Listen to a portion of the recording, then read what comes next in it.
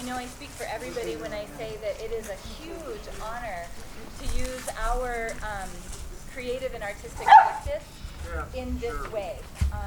So I've called this dance recently. Yikes!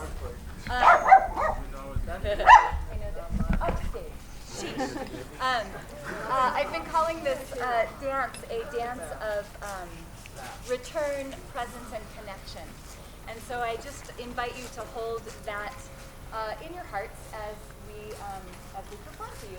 And I also just want to quickly say that we come from Maple Street Dance Space, and the choreography that we're going to be showing you is an original style called Ballet-Afrique. And if you are ever interested in joining us for classes, we would love to have you. Maple Street very much specializes in offering dance classes for people of all ages and all levels. So please come and join us. And also, hold that in your minds as we perform.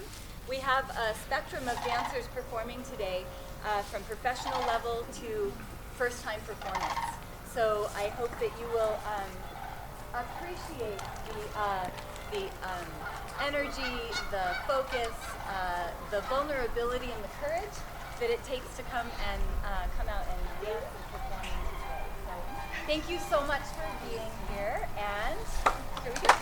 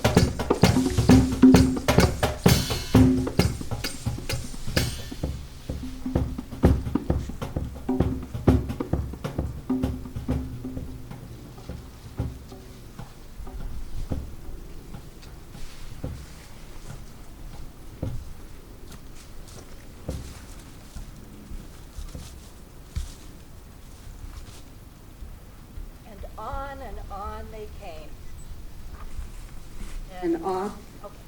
And on they came. Sorry. Okay. And on they came.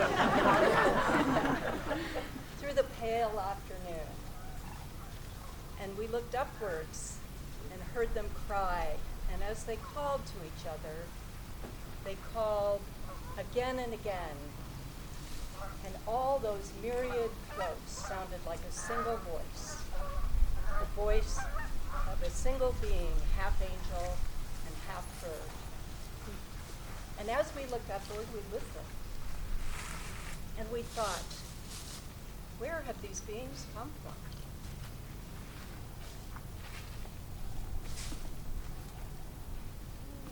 And as we listened,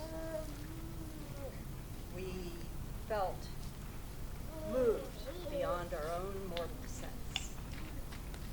So how many of us have felt something so wonderful when we hear the sound of the cranes coming back to us in the fall? I know that I do, and that is an excerpt from a poem by a wonderful woman, New Mexico writer named Peggy Pond Church. Another New Mexico visionary and writer and conservationist named Aldo Leopold said that when we hear the call of the crane, we hear no mere bird. We hear the trumpet in the orchestra of evolution. And I think what all of us feel and respond to is that primeval sense of these ancient beings. And indeed, the bones of the ancestors of birds exactly like those you're seeing out here in the fields date back several millions of years. By contrast, we've only been poking around the earth for about 200,000 years, so it kind of puts things in perspective. So my name's Wendy, and I'm a wildlife biologist, and I've been studying cranes most of my life. I never get tired of learning about them. I love speaking about them. Sometimes I dance with these beautiful women, but today I just want to share a little bit of what I know and what they're expressing when you watch them dance. So most of the birds that you see out here in the fields have just recently come in from the northern Rocky Mountains. Hence they're called the Greater Rocky Mountain cranes. They're the biggest ones out there, and if you look around you might see some that are a little smaller. They may have come from as far away as Siberia. But these larger cranes nest up in the northern Rocky Mountains and the cool, wet meadows, Wyoming, Idaho, and Montana. And it's there that they build their nests, and they raise their young where there's lots of dragonflies and grasshoppers and frogs to feed their young and give them the protein that they need to make this long migration south to New Mexico. So if they're skilled and lucky as a pair, then they may raise one or two young and bring them south with them here to New Mexico to spend the winter as a family. So why do they come here? The Pueblo people of New Mexico have a wonderful story that they tell that explains this. So once upon a time, the cranes lived up in the sky in the clouds, and they made their nests in the clouds, and they drank the water from the clouds. But they decided one day that maybe they should visit Earth and see what was there. So they flew down to Earth, and they found a river, and the river had lots of water, and it had fish, and it had frogs, and it had plants, and it had snails. And they drank all the water, and they ate all the fish and the frogs and the clams and the snails, and they were gone. And they had no more. So they went to another river. And indeed, the same thing happened. And they drank all the water, and they ate all the food, and nothing was left. But finally, they came to the Rio Grande. And here, they found such an abundance of food and water that they couldn't drink or eat it all. And so their leader said, this is a great and mighty river, and this is a beautiful place in New Mexico, and we shall make our winter home here, and will thrive and prosper. And in fact, they have. Prosper they certainly have. There are now over 20,000 sandhill cranes that spend the winter here. But they're not the only birds. They're not the only cranes in the world.